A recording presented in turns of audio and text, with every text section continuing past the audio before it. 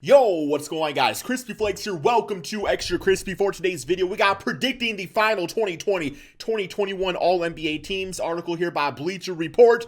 Zach Buckley, which I pretty much, whenever I read an article, it's always by Zach Buckley. So, it seems like he's like the lone writer over there as of right now, man. But yeah, All-NBA teams, always a great topic of debate just because it's the same damn case as like the All-Star game, where there's more good players than there are spots for these teams. So obviously somebody's always going to get left out, but at the same time, somebody that makes it, you could probably have an argument for why somebody was left out. It's like maybe this person should have been on here for over this other person, which is why it's always good here for debate, man. So yeah, if you want to predict in the comment section below, you guys think the All-NBA team's going to be, let me know that. And I do apologize, man, if I'm seeming a little shaky this video because I was doing that, the keto diet. I told you guys that yesterday, man. And, like, for some reason, I've not had a damn carb in, like, 3 days. And that was basically my diet was strictly carbs before. So, like, my body is all shaking and stuff. But I'm all good. It's all good. Let's get going on this video. If you guys don't mind also dropping that crispy like, by the way, would be greatly appreciated. And, gotta sneeze. We're good. Okay. We're good. Okay, we're good. Okay, so the first one we have is the All-NBA third team, man. And first on that list is Donovan Mitchell. Oh, I said that right. Yeah, Donovan Mitchell. And spoiler alert, scoring leader Bradley Beal was among our toughest omissions, man. See, that's a good example right there. Because, I actually voted for Donovan Mitchell to be an All-NBA, like, starter for the All-Star team and stuff, man. So for him to make the All-NBA third team, I'm very happy for him. And getting over Bradley Beal, okay, like, Bradley Beal made the All-Star team. I believe he was a starter. And that's cool because for the All-Star team, it's like, it's all about flashiness and be able to score the basketball and stuff like that, man. But fact of the matter is, like, Donovan Mitchell, he has that Utah Jazz team as the top team in the Western Conference. You can't really say the same about the Washington Wizards of the East. So this is the case where it's like, we have to, like, stay away from looking at personal numbers, and you do want to look at the team because it's All-NBA team. And I think Donovan Mitchell making over Bradley Beal, I have no issues with that whatsoever, man. Whatsoever. So it says also Devin Booker and Zach LaVine's not in it, man. Oh, damn.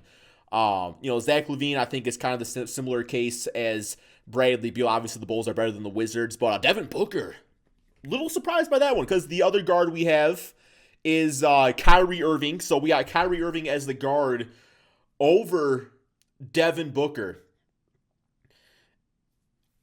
I'm good with that, I think, because obviously the All-NBA teams, All-NBA first might be, I'm going to say Damian and Steph Curry. Those are two guys going to be on there. But, like, Kyrie Irving definitely is having a really good season. Averaging 28 points on 51%, 40% from three, 91% damn free throws. And getting 6 assists with 2 turnovers. So, really, he's not really even a point guard anymore. He's more of a shooting guard where James Harden's more of the point guard on that team now. But, I respect Kyrie for doing that. I was a little hard on him earlier in the season because I was like, well, he's not really playing a lot, but he's definitely, gotten better about playing in games and stuff like that. And you can make a case for a lot of these guys about, like, missing games and stuff. Yeah, I mean, I expect James Harden. We got next up right here, Kevin Durant making it All-NBA third. Good with that. Clearly, he didn't make the All-NBA first or second team in this case, but the All-NBA third is a pretty good prediction just because, like, okay, if Durant played this entire season, you're probably talking about MVP. Like, he was playing that good to start the season. I mean, he was putting up as good of, if not better numbers since his MVP season, not to mention coming back from the injury. So, the All-NBA third team is like, okay, we recognize you missed a lot of the season, but we also recognize what you did when you were playing. So, yeah, the third spot, I'm definitely good with that, man. Definitely good with that. We got Zion Williamson for the Pelicans. Okay, I mean, indifferent about Zion making it. I recognize, how great Zion's been as of late. I mean, he's really, like, transforming into, like, superstar. It says right here, in his last 10 outings, 32 points, 8 rebounds, 4 assists. Yeah, that's pretty damn good, man. All-NBA third, though, do I think he's ready for that yet? Or do I think it should be one more season?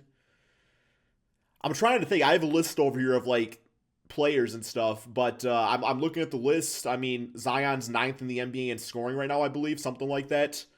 And I'm not really seeing any forwards. I guess we got to see the rest of the list, though, right? Okay, let's move on. And then we got center Rudy Gobert. Yeah, right up there, as always, for Defensive Player of the Year. Got to see what the other centers are, because do I think Rudy Gobert's top 3 center in the NBA? Because you got Joel Embiid, you got Jokic, up in there for that. And obviously, there's some other really good centers, but I kind of respect that Rudy Gobert is getting a nod right here because I feel like, too much in the NBA we overlook defense, and it's the same reason why I have Ben Simmons as the most disrespected, really one of the most disrespected players in the entire NBA. So Rudy Gobert, what he brings defensively, yeah. He doesn't score a lot, but neither did Ben Wallace. And how many times did he win Defensive Player of the Year? Like a billion. Okay, next up we got the All-NBA second team. Okay, so we got Steph Curry. That means Damian Lillard. Well, I guess he might. Oh, hey! So we got Steph and Damian making it for the guards for All-NBA second. Who the hell is going to make it for the All-NBA first? Wow. Okay, I would have thought one of these guys. I was kind of leaning towards more Damian making All-NBA first as a guard. This seems extremely, extremely disrespectful here, man. I don't know how I feel about this. I got to see the rest of the list. But, like, yeah, Steph Curry, obviously, man, is, like, putting up, like, MVP caliber numbers. But same case for the Warriors. It's like, you can see that Steph Curry and the Warriors are missing Klay Thompson. And that's nothing wrong with that, right? There's nothing wrong with that whatsoever. But yeah, Damian getting it, though, man, like, last I saw, people were saying, like, Damian Lillard, like, second in the running behind Jokic for MVP. So, yeah, I'm very curious who they're going to have. I think James Harden is going to make it, which I'm kind of okay with. I got to see that other guard spot. Is it going to be Luka Doncic, maybe? So we got forward LeBron James. Same case early on as, like, Kevin Durant, where it's like, yeah, up until his injury, the man was playing, dare I say it, man, like some of his best basketball of all time. And LeBron is how old? And it's like he's still getting it done every single season. Just like the injuries catching up a little bit, which is, it's okay. LeBron doesn't need to play every single game at this point. I think LeBron could care less about winning all NBA awards, even MVPs at this point. Maybe because a little about MVP award. But yeah, regardless. LeBron all NBA second. I recognize that. We got Paul George for another forward.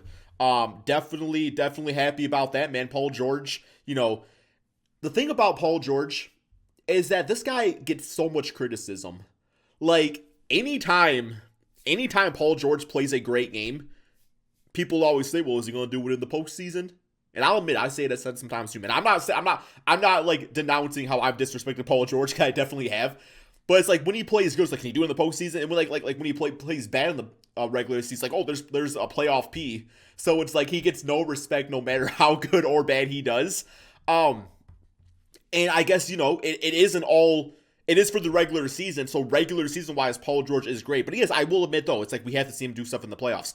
I actually kind of wish they had all NBA teams in the playoffs, like all NBA playoff teams. That would be kind of cool, man. Just because every once in a while you get a guy that just freaking blossoms, in the playoffs, and I feel like they should get honored for that.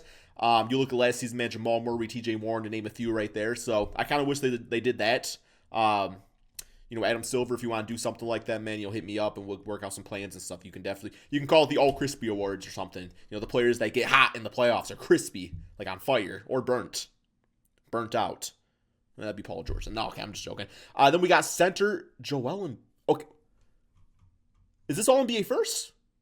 Oh, okay, yes. Oh, my bad. Okay, I was like, okay, All NBA second. Okay, we got Joel Embiid. Yeah, right up there for the MVP award yet again. Only thing really holding him from getting it over Jokic, I would say, is, well, I mean, Jokic plays really good, but so does Joel Embiid. But I think is definitely just like playing more games. And there's nothing wrong with that either. But if Joel Embiid was playing an entire season, I think it'd be such a difficult decision between him and Jokic. But yeah, obviously Jokic playing more games is going to give him the nod for that. That stuff's important at this point, man. So we got All-NBA first guard, James Harden. I'm totally cool with that.